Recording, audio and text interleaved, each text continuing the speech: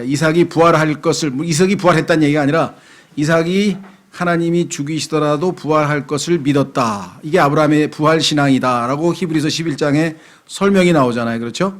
예, 바로 바로 그것입니다. 오늘 자, 이게 뭐야? 나눠드린 교재 보겠습니다. 창세기 22장으로 가겠습니다. 지난번에 한번 짧게 읽고 우리가 한번 대충 전체 내용은 읽어 보았는데요. 오늘은 좀 교재를 통해서 차근차근 의미를 파악해 가보도록 하겠습니다. 말씀드린 것처럼 세상 사람들은 이 구절을 읽으면 어떻게 받아들일까 한번 생각해 보세요. 그죠? 믿음이 없는 사람이 이걸 읽으면 케일 케고르라고 하는 철학자처럼 공포와 전율이 오겠죠. 아들을 어떻게 죽여? 아들을 어떻게 죽여? 하나님을 모르면 아들을 어떻게 죽여가 되겠죠. 그런데 하나님을 아는 사람은 하나님께서 아들을 다시 살리시려는 모양인데 왜? 죽이라 그랬으니까 죽는데 그 아들을 통해서 아직 장가도 안 갔는데 하늘의 별처럼 바다의 모래처럼 자손을 늘려주시겠다고 약속을 했으니 하나님은 거짓말 안 하시는 분이니까 하나님이 우리 아들을 살리시려는가 보다. 이렇게 아브라함은 믿었다라고 히브리서에 써 있어요. 그래서 히브리서는 믿음의 장이고 아브라함이 우리의 믿음의 조상이에요. 그걸 믿는 거예요. 왜? 우리가 믿음이 좋아서가 아니라 하나님은 그렇게 믿어드려도 충분히 모든 걸 해내실 수 있는 분이라는 걸 우리가 알기 때문에 그렇죠. 아니 창세기 1장에 보니까 하나님께서 우주 창조를 하시고 나서 해도 창조하시고 달도 창조하시고 1장 14절에 그리고 별들도 만드셨더라. 그 별들이 여러분과 제가 살고 있는 이 태양계, 태양을 중심으로 태양계라는 여기에 1000억 개가 있습니다. 그게 뭐 어떻게 계산했는지 모르지만 다들 1000억 개래요. 그런데 그 1000억 개짜리 태양계가 또 1000억 개가 있대요. 그런 개가. 그러니까 완전히 우주는 무한한 것으로 지금 보고 있거든요. 그런데 그 많은 별들을 그냥 아무렇지도 않게 그리고 별들도 만드셨더라. 그런 분이 뭘 이삭 죽은 걸 왜 못 살리시겠어요? 하나님이 자 한번 확인해 보겠습니다. 여러분과 저의 신앙이 어디까지 가야 되는가 한번 보겠습니다. 요한일서 시작하기 전에 우리 한번 확인하고 요한일서 3장. 내가 알고 있는 하나님의 크기가 나의 신앙의 크기다. 무슨 말이가 되시죠? 예, 서울대학교 김청자 도고동문학과 교수의 신앙 고백인데요. 제가 너무 멋있어서 이름까지 안 잊어버렸어요. 제가 원래 이름을 잘 잊어버리는데, 야 지금 아마 뭐 한 상당히 정년퇴직하지 않았을까 싶은데 제가 30년 전에 들은 얘기니까 그거 안 지워져요. 당신이 알고 있는 하나님의 크기가 당신의 신앙의 크기입니다. 그 특강을 들었는데 제가 딱 듣는 순간에 내가 하나님에 대해서 많이 알아야 되겠구나. 내가 신앙이 크려면. 그렇죠. 자, 요한일서 가보세요. 3장. 3장이라는데 2장 죄송합니다. 2장 12절. 성경에 따르면 우리의 영적 성장의 그 단계를 처음에는 newborn babe라 그랬어요. 이게 갓난아기. 갓 태어난 아기. 그래서 newborn babe. 그 다음에는 갓난아기 babe. 그러니까 한 살쯤 돼서 이제 젖을 뗄 때가 됐죠. 그래서 얼마 있다가 젖을 떼고 나면 그때부터 하나님이 이제 성경을 가르쳐 주시는데 이사야서 29장에 따르면 젖을 뗀 자들에게 가르치겠다라고 약속을 해서 하나님이 젖을 안 떼면 안 가르쳐 주셔서 그래서 지금 히브리서에서 빨리 젖을 떼고 성경 배우라고 진리 배우라고 지금 얘기하고 있는 중인데요. 젖을 뗀 아기 거기를 뭐라고 했냐면 little children이라 그랬어요. 거기 이제 여기에서 3단계에 해당되는 사람에게 부르는 거예요. 지금 요한일서 2장 12절에 어린 자녀들아 little children 여기에 해당되는 사람들은 특징이 뭐냐? 내가 너희에게 쓰는 것은 너희 죄들이 그분의 이름으로 용서되었기 때문이라. little children 3단계까지만 오면요 아는 게 딱 하나예요. 내 죄 용서받았거든. 내 요죄 용서받았거든. 할렐루야 할렐루야 막 좋아요. 그거 나쁜 거 아니죠. 그 단계에서는 그게 최고예요 우선. 자 그 다음에 3단계로 가면은요, 가운데 단계는 뒤에 나오고, 3단계로 딱 성숙하면은 대조죠. 어린아이와 그 어린아이를 낳을 수 있을 정도의 아버지. 아버지는 뭐냐? 영적 아버지들은 13절. 내가 너희에게 쓰는 것은 너희가 처음부터 계신 그분을 알았기 때문이라. 창세기 1장에서 우주 만물을 빛이 있으라 하고 막 말씀으로 온 우주 만물을 창조하시는 광대한 하나님을 너희는 알지 않았느냐. 그러니까 너희는 뭐 정말 신앙이 굳게 서 있고 흔들릴 수가 없다는 거죠. 그다음에 젊은이들, 그 가운데 있는 영맨. 예, 영맨이 되면 어떤 특징이 있느냐. 내가 너에게 쓰는 것은 너희가 그 사악한 자를 이겼기 때문이라. 그랬죠. 여기 그 사악한 자, the wicked one. the wicked. 그 무슨 뮤지컬 제목이라면서요. 그래서 목요일날 한마음에 가서 성경을 가르쳤더니 그 The Wicked의 여주인공이 거기 떡 앉아 있더라고. 그래서 난 뭣도 모르고 The Wicked 하고 막 열심히 강의했더니 끝나고 나서 얘가 그 The Wicked 주인공이었어요. 그래서 내가 좀 부안했지. 아이고, 그 상당히 유명한 사람인데 워낙 뮤지컬을 몰라가지고. 차오지가 얘기가 좀 빗나간데. 하여간 여기 The Wicked One. 그 사악한 자를 이겼기 때문이라. 그러니까 막 뜨겁게 기도하고 막 열심히 전도하고 정말 청년 열이 붙은 거죠. 뜨거운 신앙생활. 자, 그래서 사악한 자를 믿음으로 이깁니다. 지지 않습니다. 이 정도 되면 정말 훌륭한 신앙인이죠. 그 다음에 다시 또 반복합니다. 어린 자녀들아, 내가 너에게 쓰는 것은 너희가 아버지를 알았기 때문이야. 죄용서. 그 다음에 뭐야? 하나님은 우리 아버지야. 나의 아버지야. 아버지, 막 아빠, 아버지, 아빠 하면서 막 너무 좋아하는 거예요. 요거 리틀 칠드런. 그런데 그 다음 단계는 어떻게 했냐? 그 다음 보세요. 14절. 아버지들아, 내가 너에게 쓴 것은 너희가 처음부터 계신 그분을 알아. 아버지는 똑같아, 내용이. 왜? 처음부터 계신 그분을 알면 그냥 아버지가 나에게 뭐 해줘도 안 해줘도 항상 경배하고 그냥 편안하고 그냥 기쁘고 그냥 아버지 계신 것 자체가 그냥 그걸로 한 분만으로 그냥 만족하는 거예요. 더 이상 바라는 게 없어요. 그 정도 신앙이 돼버리면. 자, 그 다음에 두 번째, 젊은이들은 또 한 가지 특징이 있어요. 그건 뭐냐? 내가 너에게 쓴 것은 너희가 강하고, 그렇습니다. 이게 이기죠. 마귀한테 이기죠. 그 다음에 하나님의 말씀이 너희 속에 거하며, 말씀을 들으면 그게 왼쪽 귀로 듣고 오른쪽으로 사라지는 게 아니라 계속 마음에 누적해서 마음에 살아있어요. 그래서 마귀가 탁 공격하려고 하면 기록되었으되 하고 탁 기록되었으되 탁, 그러니까 다 이기는 거죠. 그 사악한 자를 이겼기 때문이라. 그렇죠. 예. 그런데 고린도 전서로 가보세요. 고린도 전서. 지금 그 한마음에서 제가 고린도 전서를 강해주고 있는데 그 고린도 전서에 보면 바울이 열심히 가르쳤어.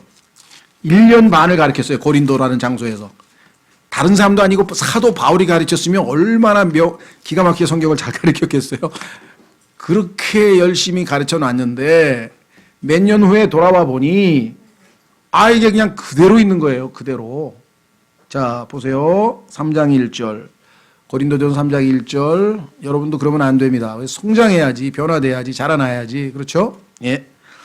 고린도전서 3장 1절. 형제들아, 내가 영에 속한 자에게 말하는 것 같이 너에게 할 수 없어서. 지금 내가 갔다 와서 그렇게 잘 먹여놨는데 뭔가 자랐는 줄 알았더니 안 자랐어. 육신에 속한 자, 곧 그리스도 안에 있는 갓난 아이들에게 말하는 것 같이 하노라. 근데 이거는 잘못 번역됐어요. 뉴본이란 말이 없어요. 이거는 갓난을 빼야 돼. 그냥 뉴본 베이비는 베드로전서에 나오는 거예요. 베드로전서 2장 1절에는 뉴본 베이브는 갓난 아기고요. 여기서는 그냥 아기예요, 아기. 베이브야, 베이브. 그 다음에 리틀 칠드런 나간다 그랬죠. 요거 왜 여기서 베이브하고 뉴본 베이브하고 똑같이 번역했는지 실수하신 것 같아요. 자, 그래서 아기들에게 말하는 것 같이 하노라 이렇게 얘기하잖아요. 그러면서 내가 너희를 저주로 먹이고 음식으로 하지 아니하였나니. 어떻게 할 도리가 없어. 젖밖에 못 먹으니까. 그렇죠? 자, 이사야서 29장, 28장. 이사야서 28장. 이사야서 28장.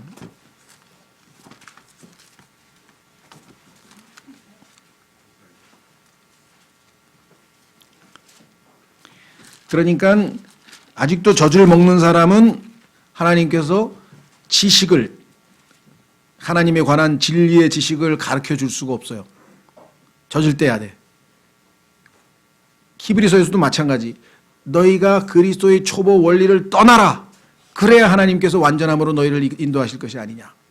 자, 이사야서 28장 거기에 보면은 이렇게 써 있죠. 9절. 하나님께서 질문하는 거예요. 이사야서 28장 9절. 그분께서, 하나님께서 질문을 이렇게 하는 거죠. 그분께서 누구에게 지식을 가르치시려는가? 그분께서 누구에게 교리를 깨닫게 하시려는가? 젖을 떼고 젖가슴에서 물러난 자들에게로다. 그러니까 리틀 칠드런은 좀 돼야, 그 정도쯤 돼야 이제, 그러니까 밤낮 아버지, 아버지, 아버지 용서, 아버지 구원, 하늘나라, 할렐루야, 아멘. 구원받았어, 할렐루야, 죄사함 받았어, 피로 씻음 받았어. 요거만 뱅뱅뱅뱅뱅 돌면 안 된다는 게 이제 빨리 거기서 벗어나라 이거예요. 그래야 10절 반드시 훈계 위에 훈계가 있어. 여기저기서 성경을 찾습니다. 훈계 위에 훈계가 있어. 반복 훈련. 여기도 있고 저기도 있고 계속 성경을 찾는 거예요. 줄 위에 줄이 있어야 하며 줄 위에 줄이 있어야 돼. 여기에서 조금 저기에서 조금 있어야 하리니 그분께서 덧없는 입술과 다른 언어로 이 백성에게 말씀하시리라. 이 백성에게 그분께서 이르시되 이것이 안식이니. 하나님의 말씀 공부가 안식이에요. 그리스도인에게는. 너희가 이것으로 피곤한 자를 안식하게 하라. 이것이 상쾌함이라 하였으나 그들이 들으려 하지 아니하였느니라. 하나님께서 빨리 어머니 젖가슴에서 물러나서, 그렇죠? 안 물러나면 어떡합니까? 비상수단을 쓰시죠? 옛날에도 어머니들이 그랬잖아요. 그냥 쓴 약 가져다가 여기다 발랐잖아. 그래가지고 그거 써. 그렇죠? 어머니 애들 젖댈 때 그 약 쓰는 거 아시죠? 예, 엄청 쓴 거. 그래서 엄청 쓰라린 체험을 하고서야 겨우 젖을 떼는 사람이 또 있어요. 그러면 안 되지. 그건 그럴 필요가 없지. 빨리 젖을 떼고 때가 됐으니까. 자, 그래서 우리는 다시 돌아옵니다. 이제 오늘의 주제인 창세기로 갑니다. 창세기 부지런히 여기서 조금 저기서 조금 훈계 위에 훈계 줄 위에 줄 계속해서 부지런히 공부를 해야 조금씩 성장하는 거예요. 그렇죠?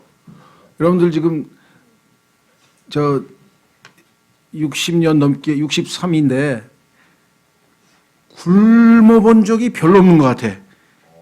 굶으면 그냥 뒤늦게 밤 12시라도 악착같이 먹고 잤지. 그러니까 지금 이렇게 튼튼하게 살아있잖아요. 계속 하나님의 말씀도 악착같이 먹어야 돼요. 악착같이 먹고 악착같이 배워서 영적으로 든든해져야지. 아니면 아주 이 established. 바울이 왜 우리를 계속 가르치느냐. 너희가 믿음에 탁 견고하게 서게 하기 위해서라고 성경에 썼잖아요. 로마서 1장에. 자, 다시 돌아옵니다. 그러면 22장 읽겠습니다. 1절, 2절. 자, 아브라함의 생애 중 가장 커다란 위기인데 위기가 곧 기회죠. 우리에게는. 자, 이 일들 뒤에 하나님께서 아브라함을 시험하시려고 그에게 이르시되 아브라함아 하시니 그가 이르되 보소서 내가 여기 있나이다 하매.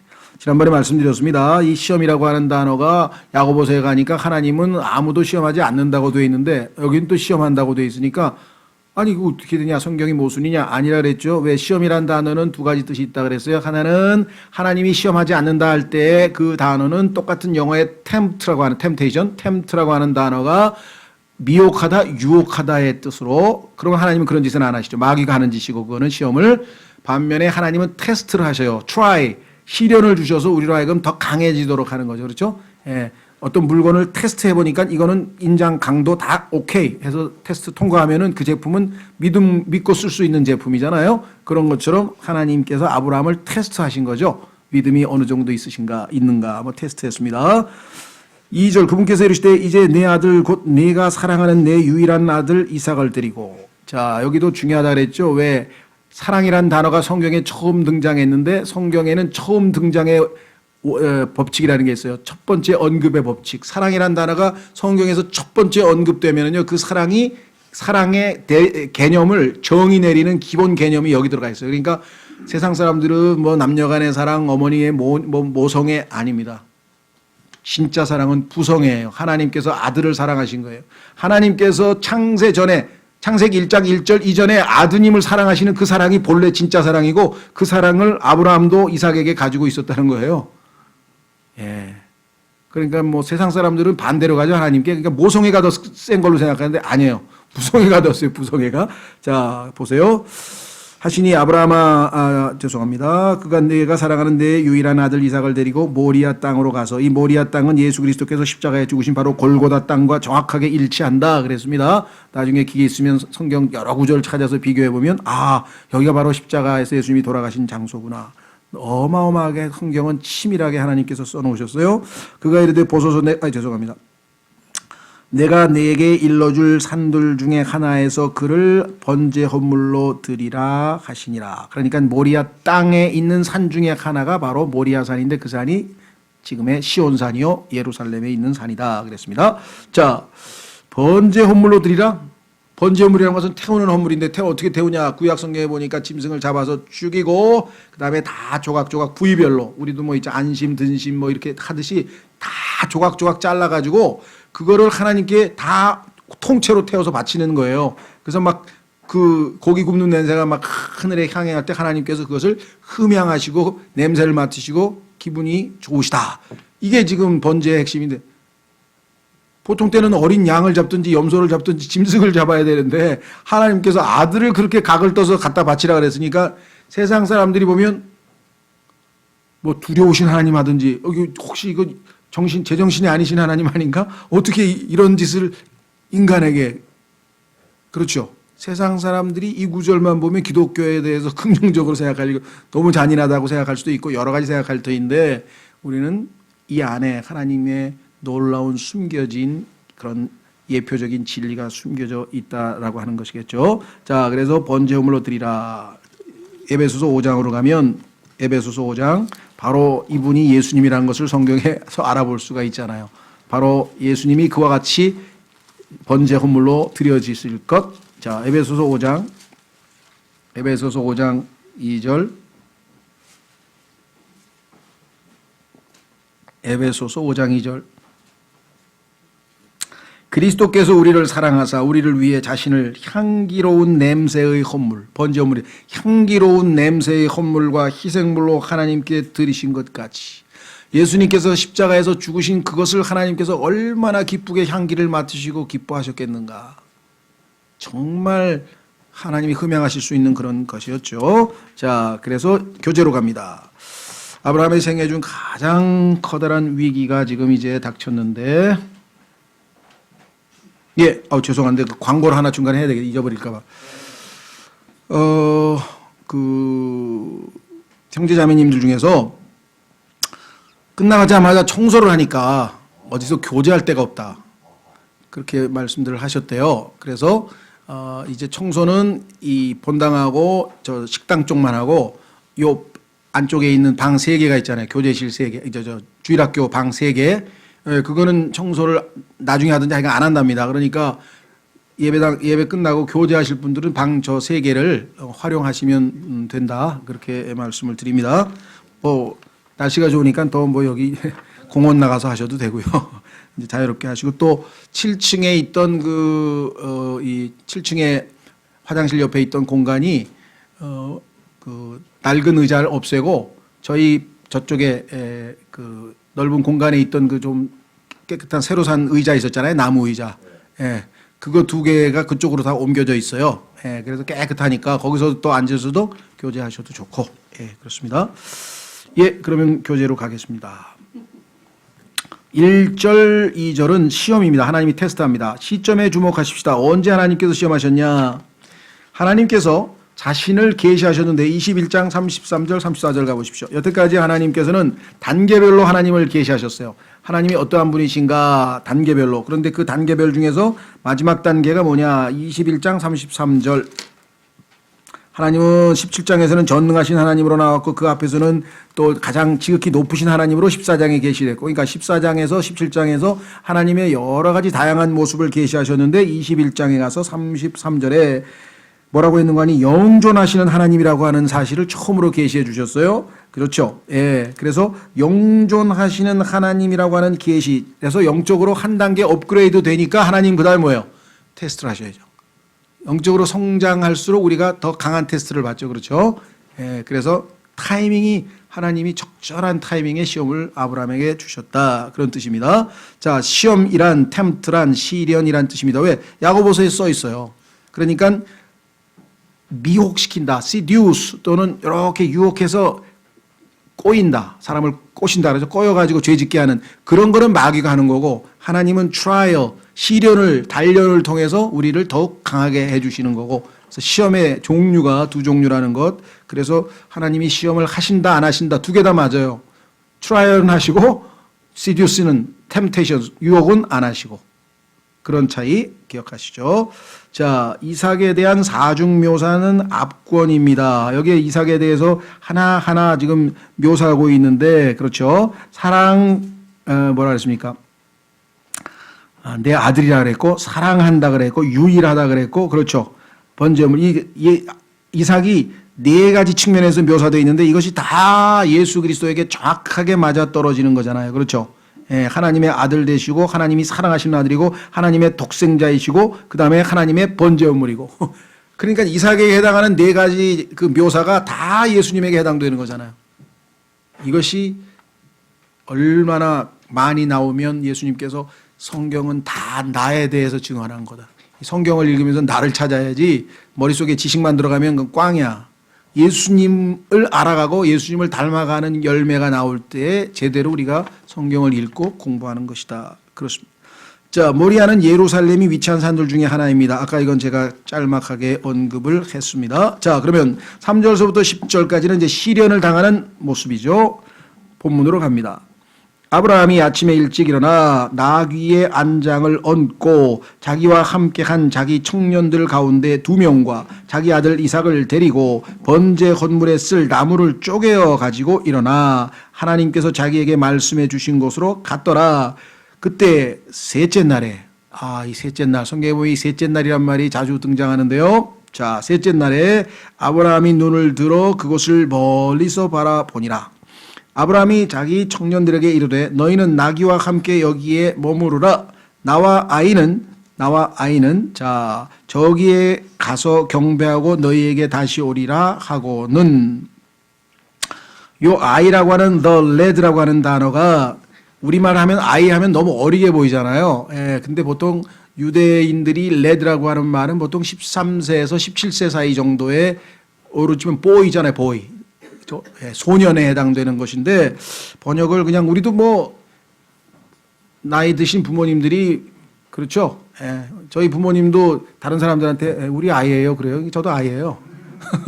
그런 식의 표현이에요 이게. 그러니까 이 아이가 정말 나이에 한 대여섯 살 된 아이 그렇게 해석하시면 안 돼요. 예, 이거 조심하셔야 돼요. 예. 아이가 어떻게 막 나무에다 장작을 메고 올라가겠어요? 저기에 가서 경배하고 너희에게 다시 오리라 하고는 자 여기 아브라함의 믿음이 있죠. 그렇죠. 가서 다시 온대. 근데 지금 죽이러 가는데 죽이면 자기만 혼자 와야 되는데 갔다가 아이 데리고 다시 온대. 그냥 동사가 똑같대요. 이거 주어가. 하고는 아브라함이 번제 헌물에 쓸 나무를 취하여 자기 아들 이삭에게 지게 하고 자기는 불과 칼을 손에 들고 그들 두 사람이 함께 가더라. 정말 아브라함의 믿음이 정말 이해가 되십니까? 지금 아들을 죽이러 가는 거예요. 둘이 같이 아들을 죽이러.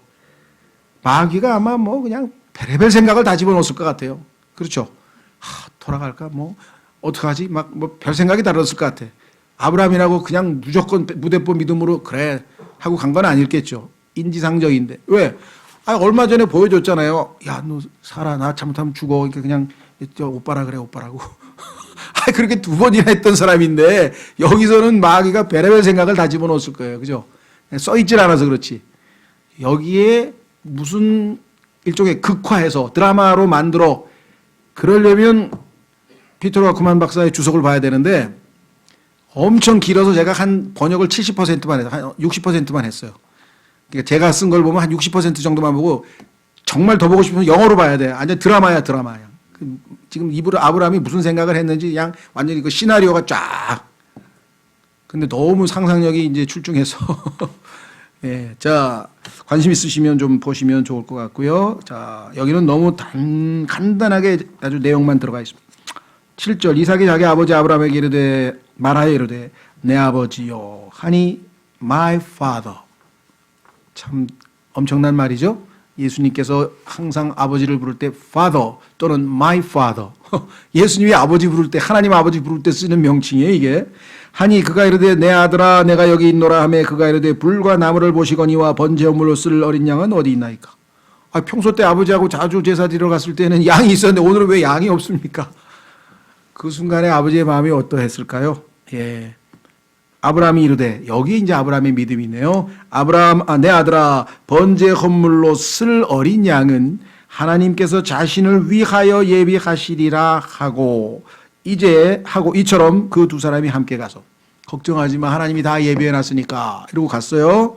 하나님께서 그에게 일러주신 곳에 이르니라. 아브라함이 거기에 제단을 쌓고 가지런히 나무를 놓고는 없어 가니까 양이. 그래서 자기 아들 이삭을 결박하여 제단의 나무 위에 놓고 자기 손을 내밀어 칼을 잡고 자기 아들을 죽이려 하더니,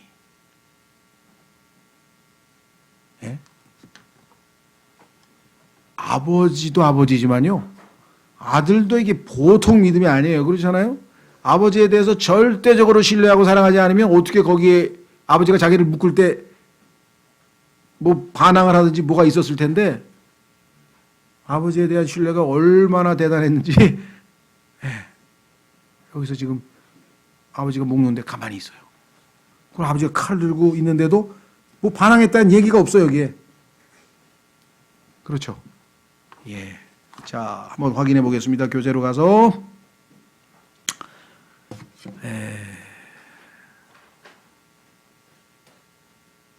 아브라함은 신속한 반응을 보임으로써 자신의 믿음을 제시합니다. 하나님께서 말씀하신 그대로 해서 아침에 일찍 일어나가지고 바로 순종하는 그 신속한 반응, 그렇죠? 예, 자신의 믿음을 제시합니다. 한번 우리가 확인해 보겠습니다. 시편 119편 60편에 가면은 아브라함의 믿음을 확인할 수 있는 그 반응은 어떤 방식으로 아브라함이 보였을까요? 시편 119편 60절.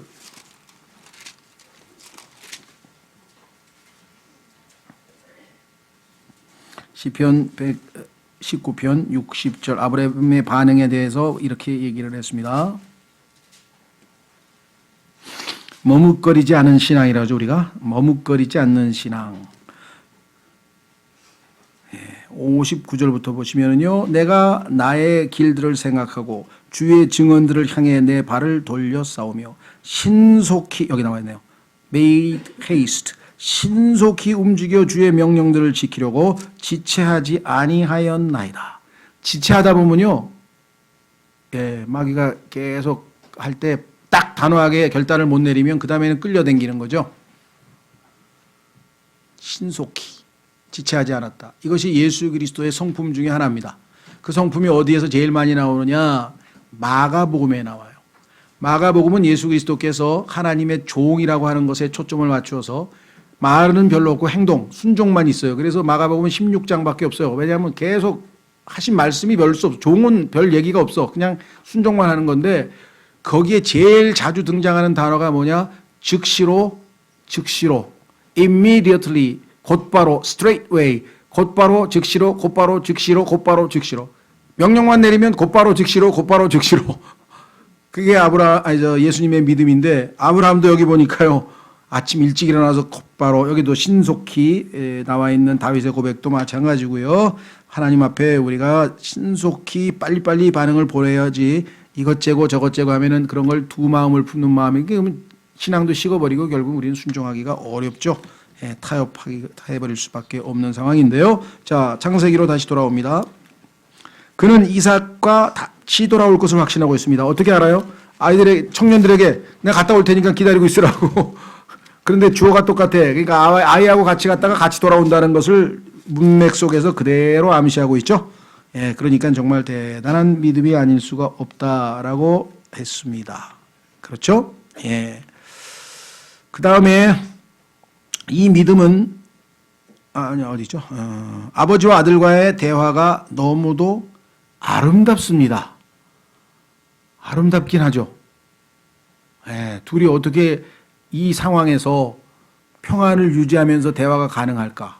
이건 서로에 대한 확고한 신뢰와 사랑 아니면은 이게 불가능한 상황이에요. 그렇죠? 예. 자, 너무도 아름답습니다. 왜? 상호 신뢰가 엿보입니다. 상호 신뢰가 엿보입니다. 라고 되어 있죠.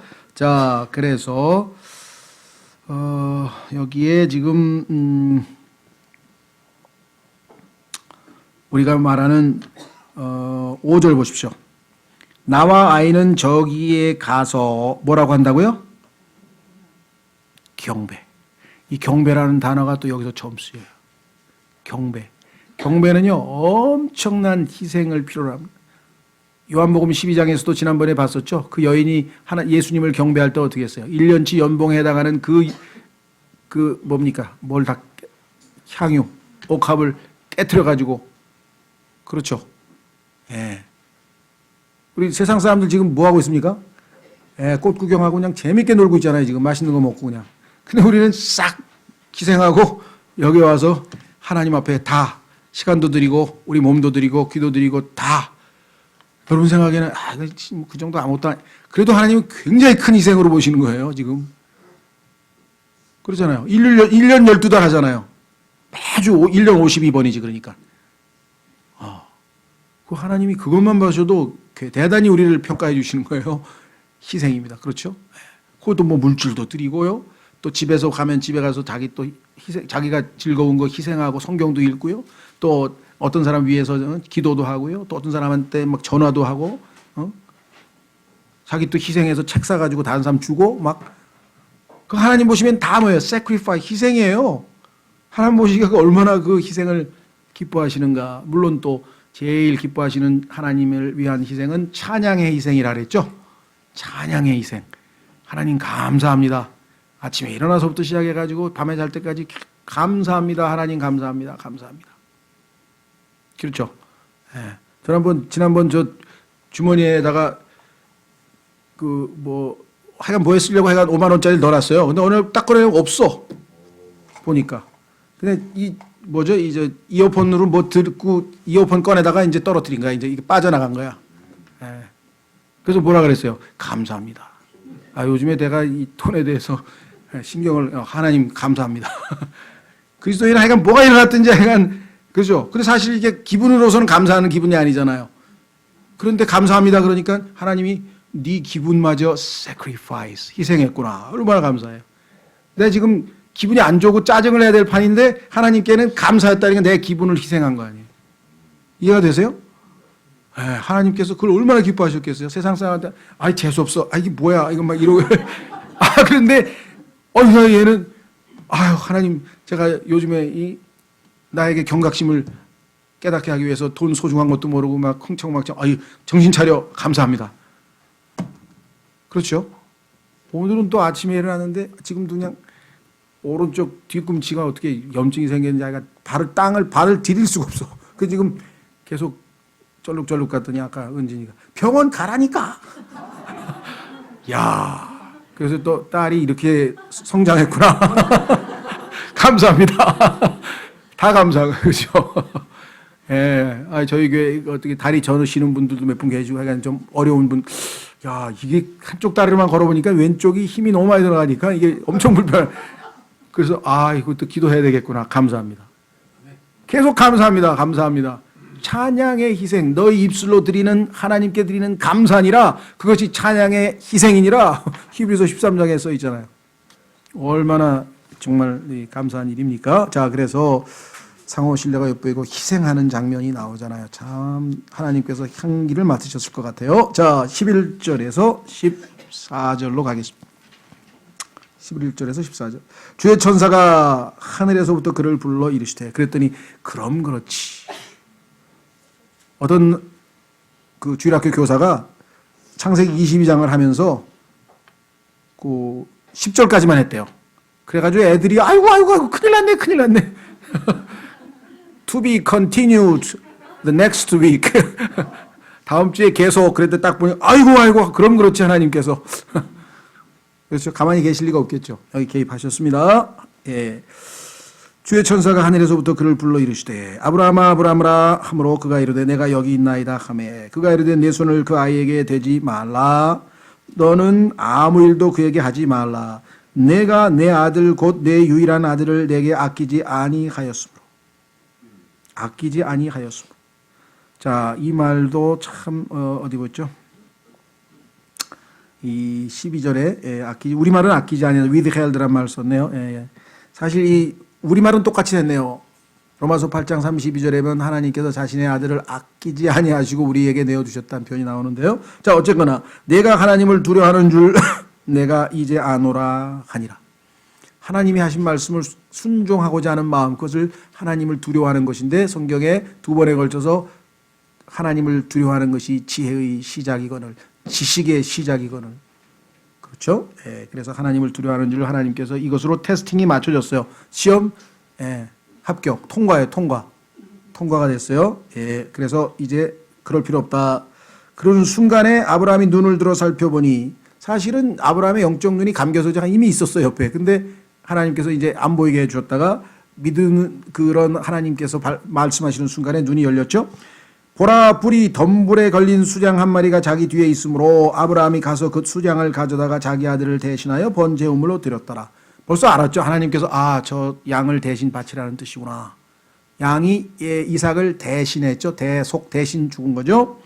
아브라함이 그곳의 이름을 여호와 이레라 하였으므로 여호와 이레. 자, 여호와라고 하는 히브리어의 하나님의 이름은 구약 성경 킹제임스 성경에서는 전부 다 Lord, 주님이라고 번역이 되어 있고요. Lord가 다 전부 다 대문자로 되어 있습니다. 다 대문자로 되어 있는데 복합 이름 여호와 이레, 여호와 라파 등등해서 7번에 걸쳐서는 이 여호와라고 하는 히브리어 이름을 그대로 음역해서 킹제임스 성경에도 써놨어요. 여호와가 구약 성경에 없는 건 아니에요. 수십 번 나오지만 다 Lord라고 번역을 했지만 필요한 경우에는 이렇게 히브리어 이름으로 남겨두셨다. 그래서 정확한 것은 여호와라 그랬죠. 요즘에 우리나라의 한 5, 60% 절반 이상인 것 같아요. 대형 교회 목사님들서부터 시작해가지고 전부 다 이걸 야훼로 뜯어 고쳤는데요. 이건 정말 마귀를 몰라도 너무 모르는 거예요. 야훼와 마귀와의 연관성, 우리 여호와냐 야훼냐라고 하는 소책자 반드시 읽어보셔야 됩니다. 좀 어려워요. 그래도 읽어보셔야 돼요. 예. 하나님은 여호와라고 발음을 해야 되는데 이걸 야훼로 발음했는데 알고 보니까 이게 마귀와 연관이 있는 거예요. 야후닷컴도 거기에 굉장히 밀접한 연관이 있어요. 또 예.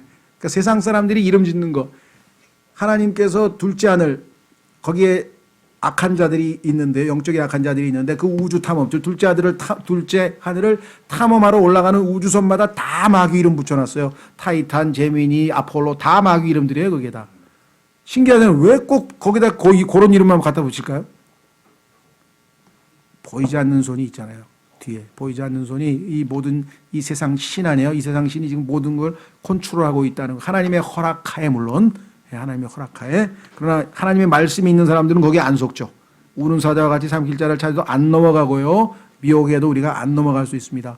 마귀의 계략을 우리가 안다라고 성경에 그리스도인들에게 써 있어요. 디모데전서에.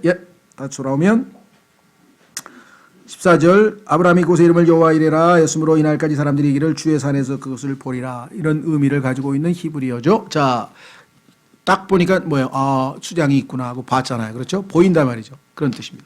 다시 돌아옵니다. 교재로 보시면 11에서 14절은 승리입니다. 하나님의 개입으로 드디어 아브라함이 승리를 하게 됩니다. 예. 하나님의 간섭은 정확한 타이밍에 이루어집니다. 이게 하나님의 능력이에요. 그렇죠? 늦지도 않고 빠르지도 않고 딱 정확한 타이밍이에요. 그래서 성경에 보면은요, 때가 참해. 이 표현이 많이 나오죠. 때가 참해. 왜 로마 시대에 오셨을까요? 예. 당시에 복음을 전파하려면은요, 도로망이 있어야 돼요.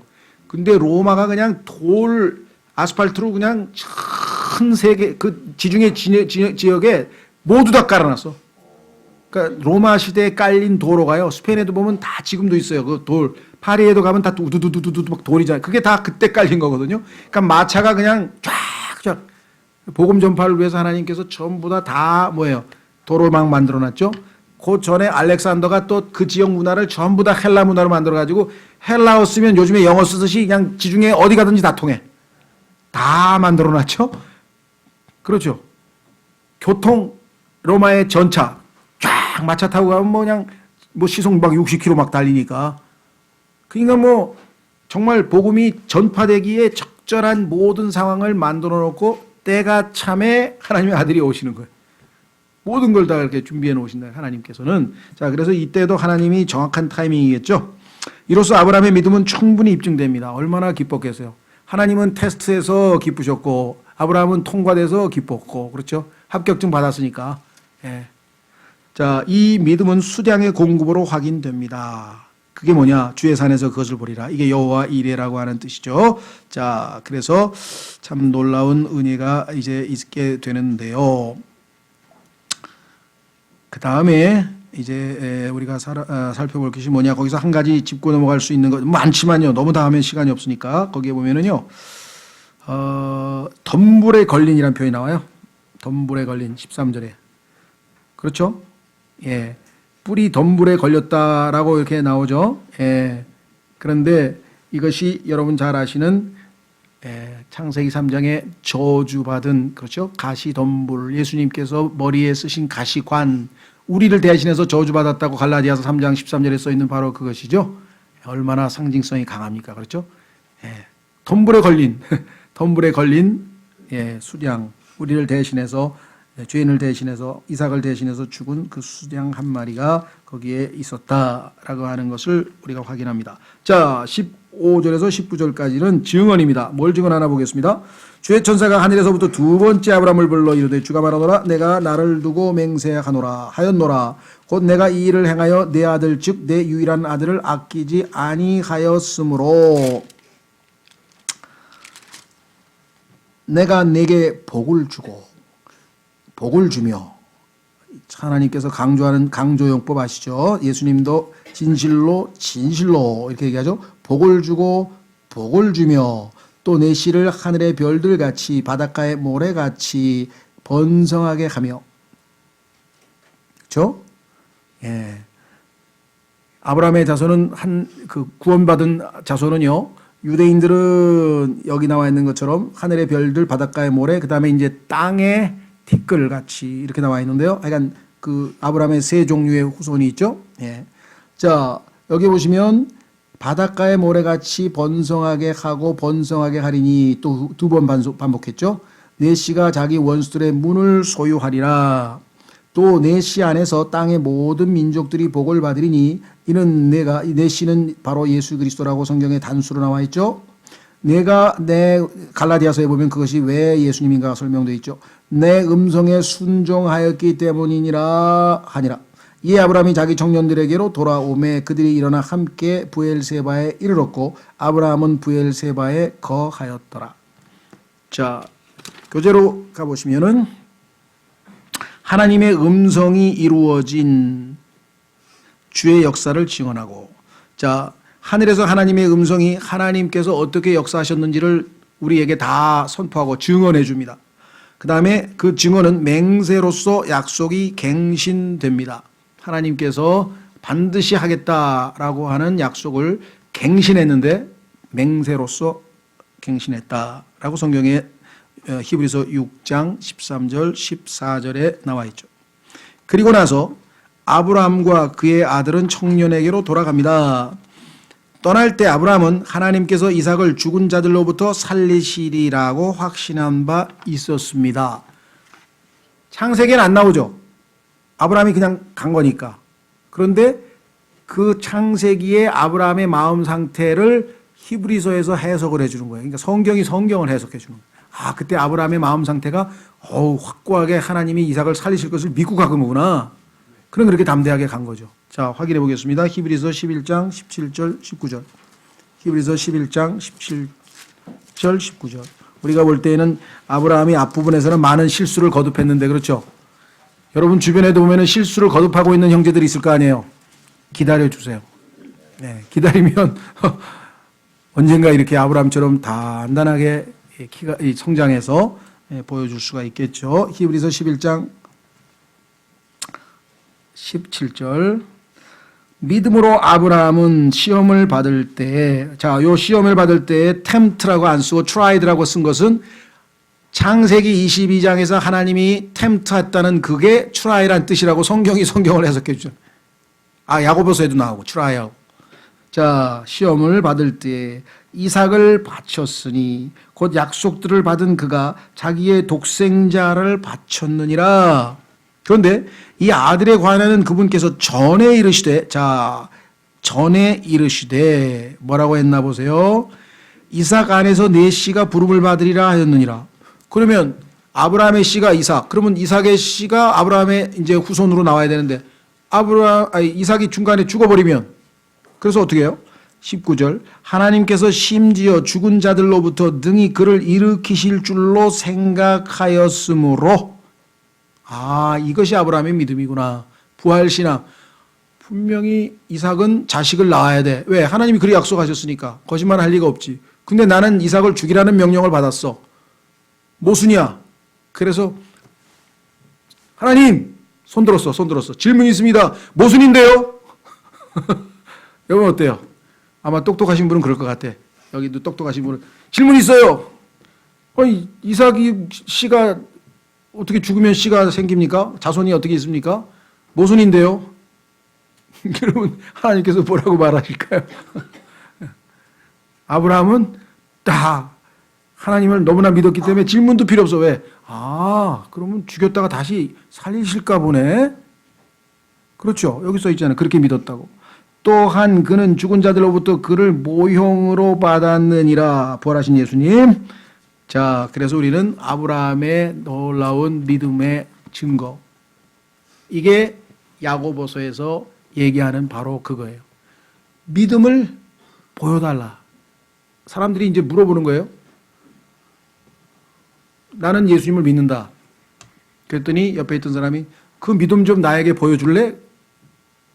뭘로 보여줘요? 그렇죠. 의로운 행위로 보여드릴게요. 아브라함이 지금 순종해서 이삭을 바쳤잖아요. 그 행위로 자신 안에 하나님을 믿고 있다는 증거를 제시한 거 아니에요. 그렇죠. 야, 증거가 왜 필요하냐? 내 마음에 믿는다니까. 그렇게 얘기하는 거하고 실제적으로 아브라함을 바치는 거하고 이게 믿음을 보여준다고. 그래서 야고보서는요, 행위로 의롭게 된다는 뜻이 아니라 사람들이 보기에는 칭의가 두 가지가 있는데 하나님이 우리를 의롭다 할 때는 행위가 필요 없어요. 왜? 믿음만 보면 알아. 주님을 나의 구원자로 믿습니다. 주님. 그러면 하나님께서 나를 그냥 영생을 주셔. 왜? 믿음으로 다 아시니까. 하나님은. 그런데 사람들은 나 예수님 믿었어. 구원받았어. 내 안에 예수 그리스도께서 살아계셔. 근데 그 믿음 좀 show me. 예? 보여달라 이게 보여달라. 그래서 야고보서에 보니까 그 보여달라고 했는데 못 보여주면 그렇죠. 그 믿음은 죽은 믿음 아니냐. 그렇죠. 그 죽은 믿음이라고 하는 것이 구원을 못 받았다는 뜻이 아닙니다. 예. 당연히 보여주는 것이 자연스러운 그죠. 믿음이 있는데 그 믿음을 보여달라 그래서 내 주머니에 지금 10,000원짜리 하나 있는데 진짜 10,000원 있어 너? 있다고. 보여줘. 그럼 왜 못 보여줘? 보여주면 되는 거지. 꺼내서. 그런데 그 꺼내서 못 보여주는 사람은 혹시 없는 거 아니냐 이거죠. 없는 거 아니냐. 이렇게 되니까 있다면 당연히 보여주는 거죠. 그래서 아브라함은 입증받았죠. 일단 15장에 이미 믿었어 하나님을. 그런데 그 믿음을 22장에서는 사람들에게 보여줬어. 확실하게 그 사람 15장에서 믿은 거 맞네. 있네 믿음. 그렇죠? 네, 그래서 그런 의미에서 우리가 이것은 믿음의 행위지 이것이 구원을 받기 위한 조건으로서의 율법의 행위로 구원을 받으려고 노력하는 것하고는 전혀 다르다. 그래서 십자가를 기점으로 율법의 행위를 바라는 게 아니고 우리는 이든 다음에 믿음의 행위를 얘기하고 있다 이 말이죠. 믿음의 행위. 그 성경에 보니까 그 믿음의 행위에 대해서 데살로니가 전서에도 나오고 그다음에 갈라디아서 5장에도 나오고. 자, 두 구절 이게 굉장히 중요한데 한번 빨리 찾고 넘어가겠습니다. 갈라디아서부터 보겠습니다. 갈라디아서 5장 6절. 갈라디아서 5장 6절. 예수님께서 여러분과 저가 주님 나의 구원자로 예수님을 영접합니다. 믿습니다 하는 순간에 예수님께서 우리에게 믿음을 선물로 주셨다고 에베소서 2장에 말씀하셨는데 그 예수님이 선물로 주신 믿음은 어떤 특징을 가지고 있느냐 여기 써 있네요. 갈라디아서 5장 6절.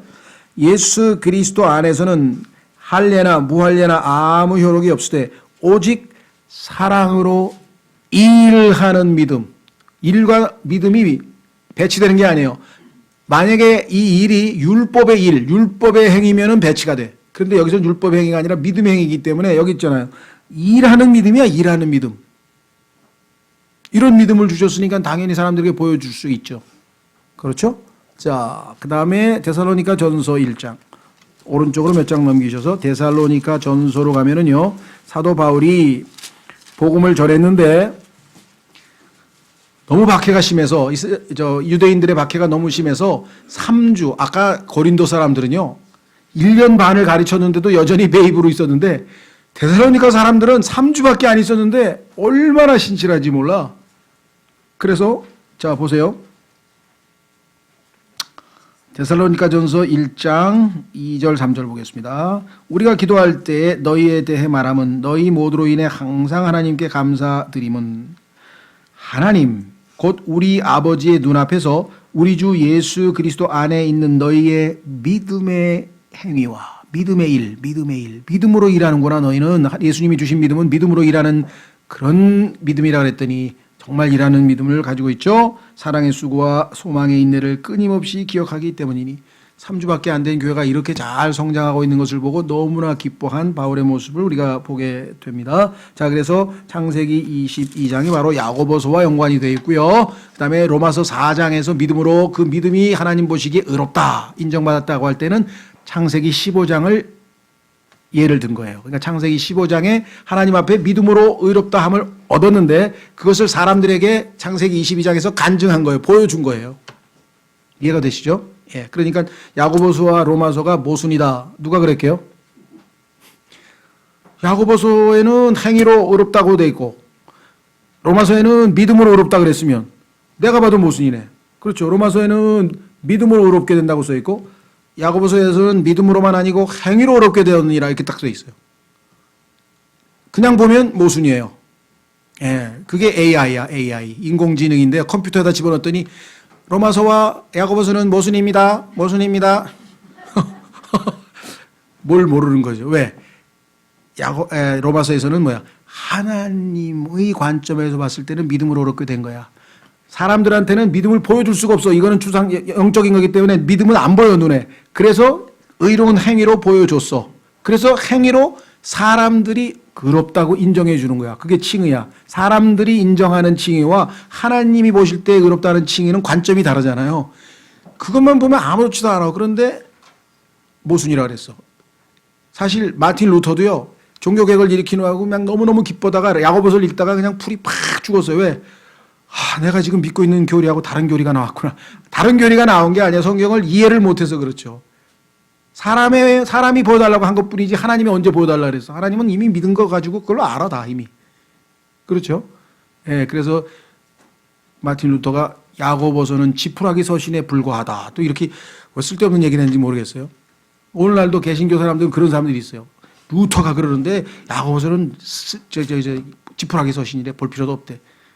마귀가 그걸 속삭이는 거죠. 야고보서 얼마나 우리에게 유익한 책인데요. 예?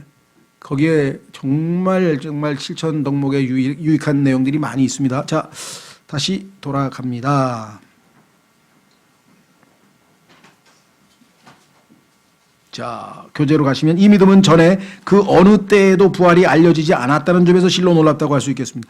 부활에 대해서 아직 전혀 알려지지도 않았는데 아브라함은 하나님은 죽은 자도 살리실 수 있겠지. 그러니까 그래야 내 아들이 장가 가서 자식 낳을 거 아니야? 이렇게 좀 천연도스럽게 믿어버린 거예요. 대단하죠. 예. 자, 그래서 다시 돌아옵니다. 20절에서 24절 마무리 짓겠습니다. 창세기 22장. 이 일들 뒤에 어떤 사람이 아브라함에게 고하여 이르기를 보라 밀가도 당신의 형제 나홀에게 아이들을 낳았다 하더라. 고향 소식을 들려주래요. 그의 맏아들은 후스요 그의 형제는 부스와 아람의 아버지 그무엘과 게셋과 하소와 빌다스와 이들랍과 부두엘이며 부두엘이 리브가를 낳았더라. 그러니까 20절에 나와 있는 족보는요. 리브가의 등장을 알리기 위해서 얘기했을 뿐 무슨 말이 이해가 되겠죠. 주인공은 리브가예요. 리브가. 이삭이 리브가하고 결혼을 해야 돼. 예수 그리스도가 신부를 얻어야 돼. 신부. 그 신부가 등장할 차례야 이제. 그럼 신부가 등장하려면 교회 시대가 되어오려면 이스라엘이 뒤로 물러서야 돼. 그래서 23장에 가서 사라가 죽어요. 그래서 24장에 가서 결혼시키려고 보내요. 엘리에셀을. 성경은 다 하나님께서 치밀하게 자신의 진리를 알리기 위해서 다 써놨기 때문에 우리가 눈을 못 떠서 그렇지 하나 따져가면 다 하나님의 아들에 대한 모든 얘기가 여기 다 숨겨져 있는. 아, 그렇지. 여기 나와 있는 것처럼 지금 리브가가 나와야 될 거 아니야. 신부가 등장해야 될 거 아니야. 타이밍이. 정확하죠? 그래서 리브가라는 이름이 드디어 나왔네요. 23절. 부두엘이 리브가를 낳았더라. 리브가.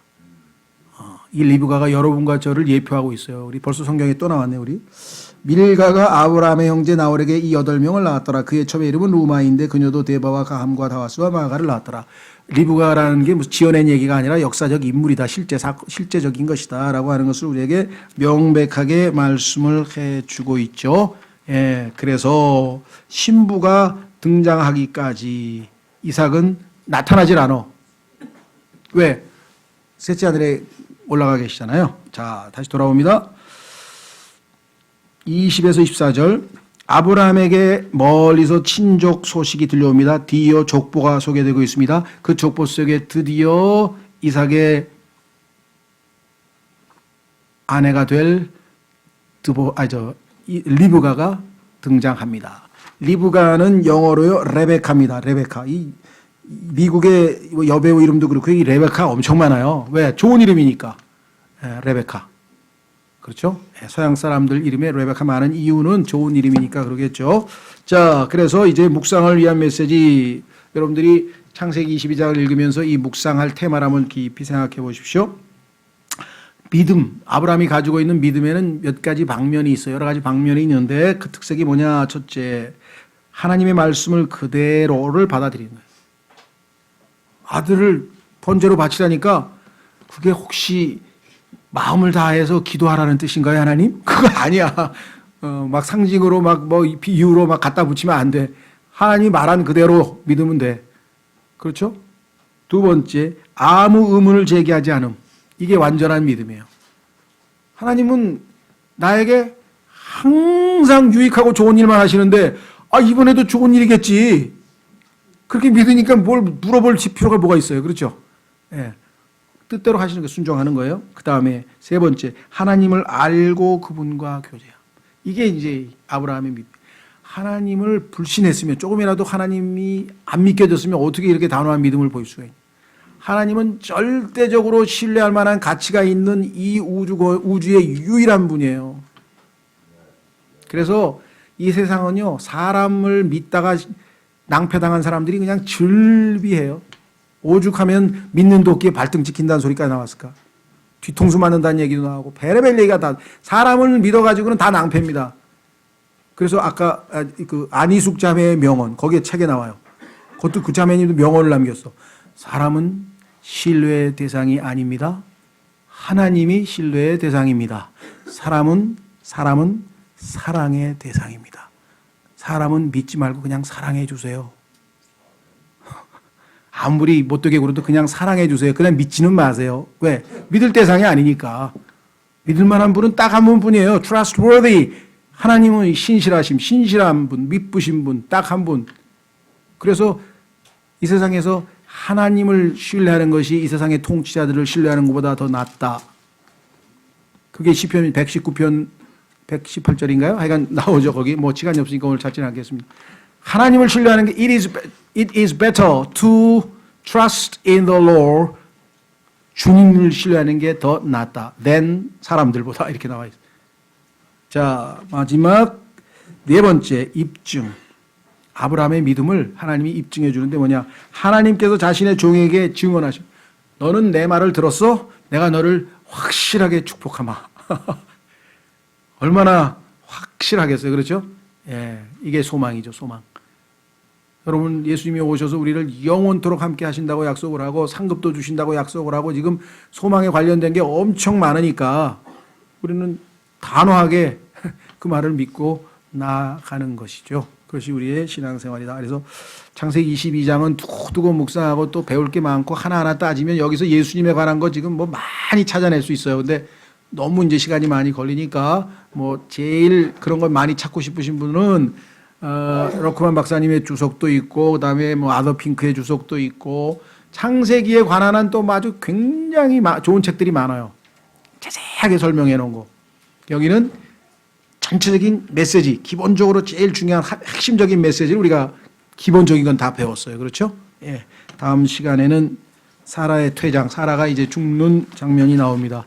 인생에 있어서 죽음이라는 게 또 얼마나 우리에게 가까이 있어요. 그러니까 하나님께서 우리에게 정말 중요한 또 다른 주제를 하나 던지시는 거죠. 예. 다 같이 일어나셔서